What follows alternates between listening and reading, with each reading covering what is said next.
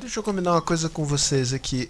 Vamos fazer o seguinte, vamos pegar duas perguntas da plateia, alguma coisa, aí o presidente faz um fecho dessa conversa. Acho que é bom para todo mundo. Não havendo objeções ferozes a esse respeito, eu peço que quem queira fazer perguntas que levante a mão. Roberto Teixeira da Costa. Perguntas, por favor, curtas e que, como disse de uma pessoa, que terminem com um ponto de interrogação.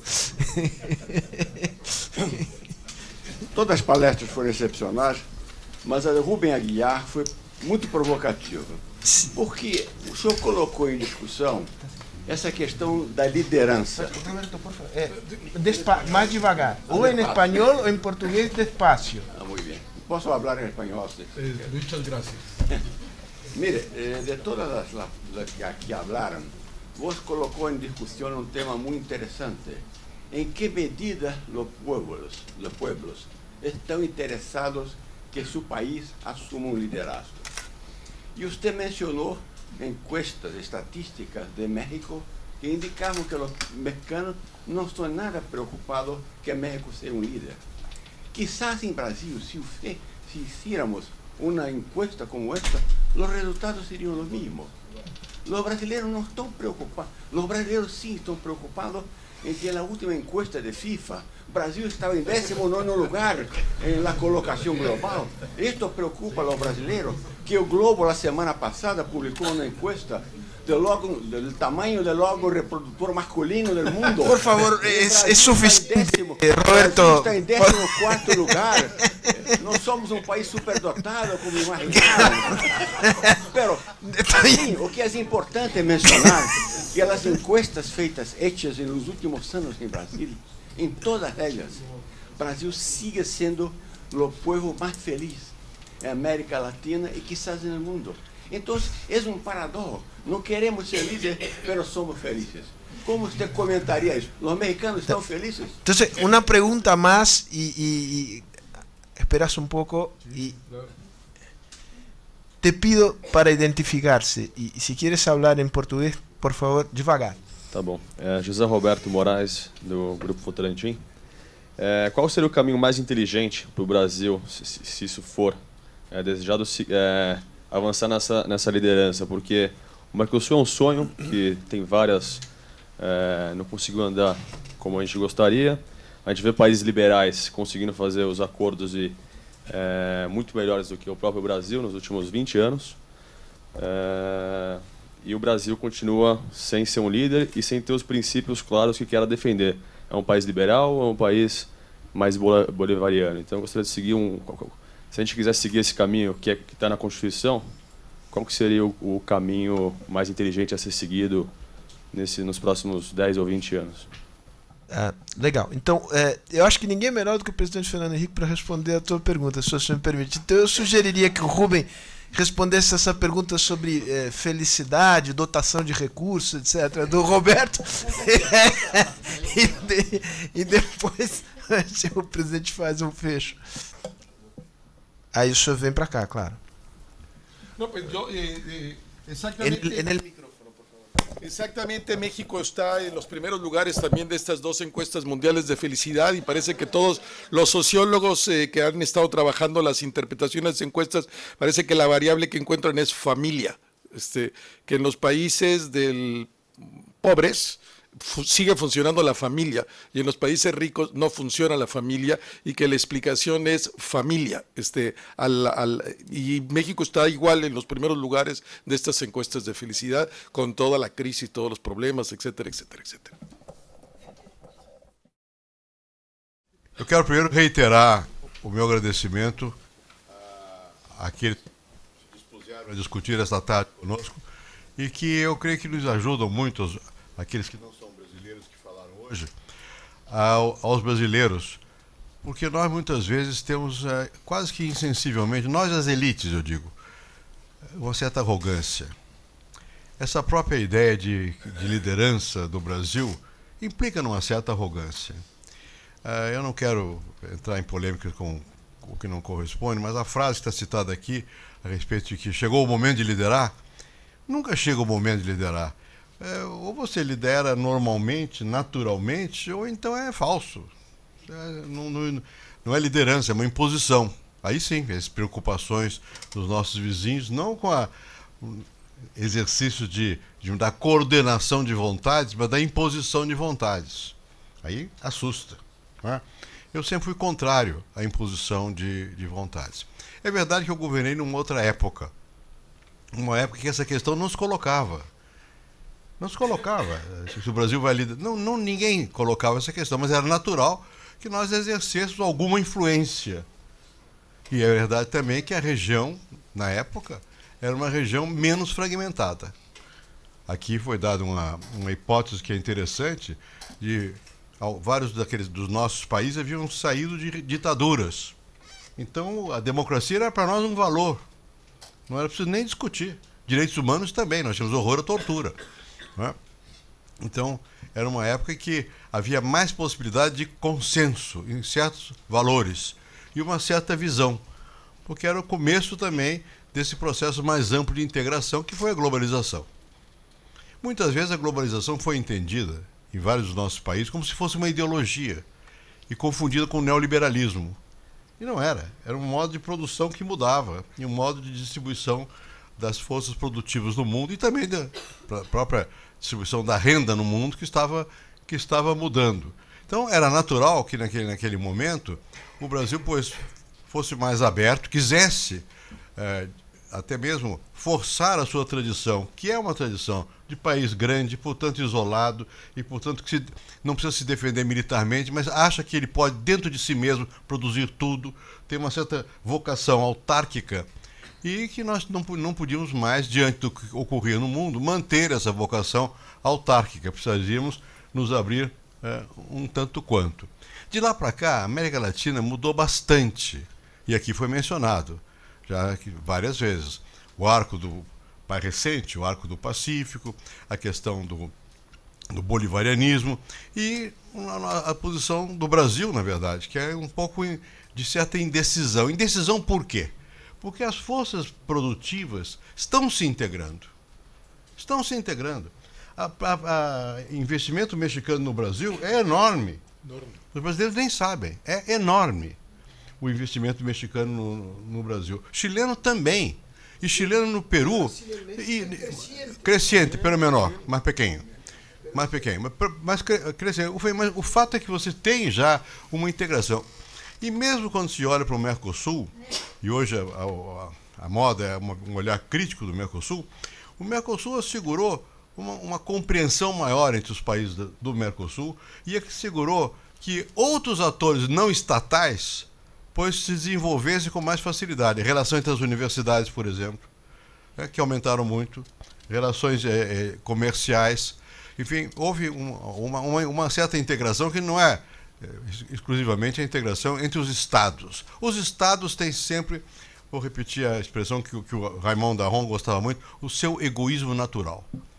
A tendência dos estados não é da generosidade, é de se fechar. Não é? Mas a tendência dos mercados não pode ser de se fechar. E, curiosamente, pouca gente tem observado isso, na medida em que houve uma integração maior com a globalização, diminui o risco de grandes guerras. Nós estamos na fase pós-imperialista. Na época imperialista, predominava o Estado a serviço da economia nacional, fazia a guerra para assegurar controle de matérias-primas ou de mercados. Na medida em que as empresas se transformaram em tão grandes e que as empresas brasileiras, como as mexicanas, como as chilenas, eventualmente alguma uruguaia que eu não sei, já estão também elas operando no plano global, isso vale para todos, isso diminui a vocação para guerrear e aumenta a vocação para comerciar, para negociar. Se volta às ideias do commerce de Montesquieu, que nosso amigo Hirschman falava tanto. De novo, o comércio passa a ser uma força agregadora e não desagregadora. Nós estamos numa época pós-imperialista. E custou a ver, como estamos no início dessa época, as consequências de tudo isso. Eu acredito que, no caso do Brasil, houve um momento em que houve muita ampliação da nossa hierarquia. Está um dos ministros que foi responsável por essa ampliação. Está ali, ele é meu companheiro de Corinthians, então estou me refiro a ele, participou de um momento importante do Brasil expandir a sua presença comercial no mundo. Mas, ao mesmo tempo, houve, do ponto de vista político-ideológico, uma outra sensibilidade, digamos assim. A ideia de que provavelmente Sul-Sul seria o futuro. E certamente é muito importante ter uma relação Sul-Sul, mas jogar tudo no mundo árabe, no mundo africano, não. Talvez fosse necessário um pouco mais de compreensão de que o mundo que está se formando não vai ser esse. Vai ser um mundo que as redes vão ser mais importantes, as redes de comunicação social, de interação, do que essa divisão, digamos, geográfica entre Sul-Sul. E a parte do Sul que são Norte e parte do Norte que são Sul. E que vai ser crescentemente uma integração desta natureza e que, portanto, não havia por que manter ideias, uma ideologia, por consequência, de que o Estado devesse outra vez ter uma preeminência e essa preeminência devia orientar-se na solidariedade com outros Estados da mesmo estágio de desenvolvimento econômico, muito mais do que os mais desenvolvidos. E como, por outro lado, a economia brasileira cresceu e cresce com muita força, não se pode levar até o fim essa tendência. Então, por mais que o governo possa, não quero personalizar, ter simpatia pelo bolivarianismo, aqui no Brasil não tem como você realmente marchar nessa direção. Não tem como. Então, isso limita a ação do Brasil, no sentido da coordenação, porque ele não, por sua vez, dado que setores importantes do governo têm uma sensibilidade mais bolivariana, ele não consegue exercer o outro papel seu, que é o da defesa dos direitos humanos, da democracia, e mostrar que é possível compatibilizar desigualdades, luta contra a desigualdade, que nós fazemos aqui, ao mesmo tempo compatibilizando com a democracia. Não, nós sempre ficamos um pouco receosos de assumir posições. Então nós encolhemos a nossa liderança. Na prática, o que aconteceu é que o Brasil falou de liderança e perdeu capacidade, no sentido de liderança, de coordenação, de buscar consenso. E ficou insistindo em certas posturas que são agressivas, que são não necessárias para que ele possa exercer o papel correspondente ao que ele tem. E que não é, enfim, não é em contraposição a outros, mas é junto com outros. Eu acho que aqui o presidente Vasquez mencionou, o Tabaré Vasquez, muitas vezes uma coisa que é verdadeira. É a questão de que nós temos sempre que, na política externa e na política em geral, que ter uma visão, uma estratégia, antever o que vem e fazer um trade-off entre o que vem, o imediato e o futuro. Mas o que deve predominar é olhar a força de pontificação, a tendência de futuro.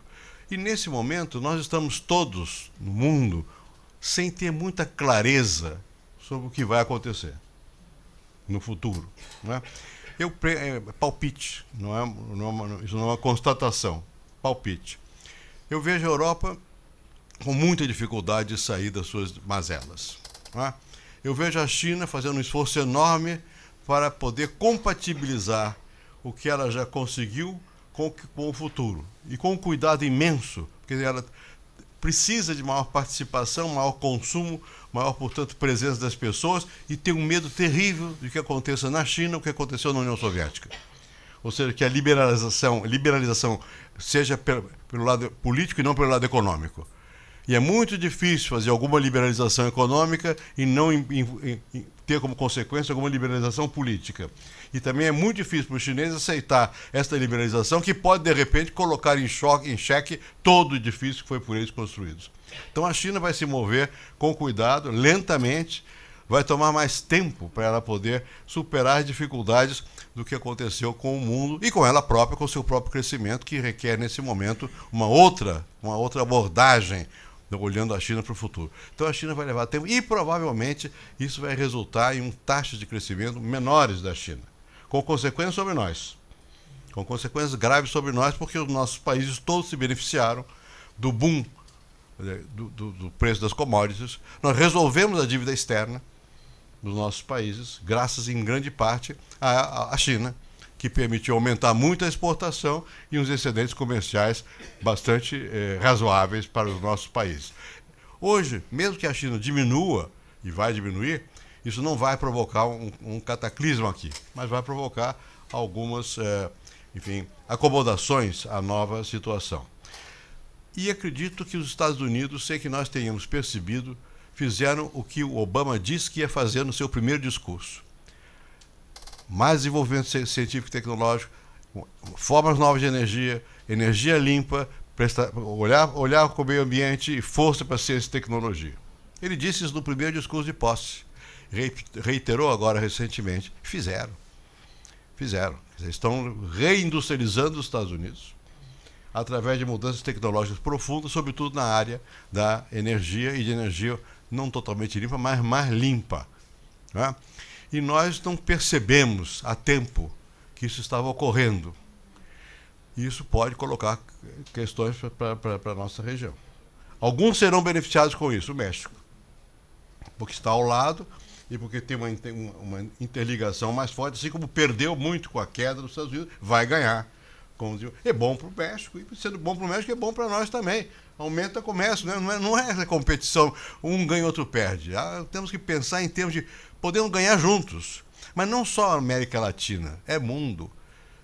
Porque se nós pensamos em termos de um mundo integrado, ou nós pensamos que podemos ganhar juntos mundialmente, a China e os Estados Unidos, eles não podem continuar pensando, nem estão mais pensando assim, eu ganho se você perde. Não é mais assim. Estão propondo os chineses estão propondo outras formas de cooperação, não é? Bom, e eu acho que o papel nosso, eu já falei demais, aqui no Brasil, precisaria de uma revisão da nossa visão do que está acontecendo no mundo, do que significa, qual é o nosso potencial nesse novas formas de desenvolvimento que estão surgindo pós-crise e provavelmente o que vai acontecer em termos políticos e qual é a cooperação que nós podemos prestar para tudo isso. E falar talvez menos em liderança e exercê-la com mais doçura, com mais tranquilidade. Finalizando, só para dizer o seguinte, o que foi apurado no México vale para o Brasil e vale toda a parte. O povo deseja coisas mais simples, mais concretas de bem-estar. De bem-estar. Não é? Por sorte, nós temos conseguido aumentar o bem-estar. Mas nós acho que os estados não perceberam ainda que eles não vão mais poder ter as funções que imaginavam ter no passado. Nem na regulação tão profunda como sempre fizeram. Regulação vai ter que haver, obviamente, não é? Mas nem no investimento, uma competição com o investimento direto, como se estatal fosse igual a povo e privado igual ao antipovo. Porque não vai ser assim, vai ter que buscar formas de cooperação e de regulação. E vai ter que entender também que a política não vai mais ser feita só pelos estados. As empresas vão fazer política, as universidades vão fazer política, as igrejas vão fazer política, os cidadãos, através das redes, vão fazer política. Eu acho que se nós criarmos esse framework, eu acho que é mais fácil compatibilizar o que o Brasil e o México, e a Argentina, e o Uruguai, o que seja, podem dar uns aos outros, posso chamar em certos momentos de liderança, ou em outros não, com um sentimento de que não é para impor. Não se trata de ter alguém que queira impor. Porque a imposição nem os Estados Unidos poderão fazer mais, nem a China. Ninguém vai pôr. Veja a Coreia, a pequena Coreia do Norte, estão todos tentando segurar, dificilmente, com dificuldade. Acabou a época que você podia impor. Os americanos tentaram impor no Iraque, olha, deu no que deu. O balanço das coisas, talvez eles tenham dito, para que tudo isso? Morreu tanta gente, e o quê? O que foi feito lá? No que nós nos beneficiamos lá? Ganhamos um pouquinho mais de posse de petróleo, para que se nós agora temos gás nos Estados Unidos? Né? Então, pode ser um pouco utópico, mas eu acho que nós temos que temperar um pouco as nossas vocações de domínio, de liderança, de predominância, com alguma visão mais de solidariedade. Muito obrigado pela presença.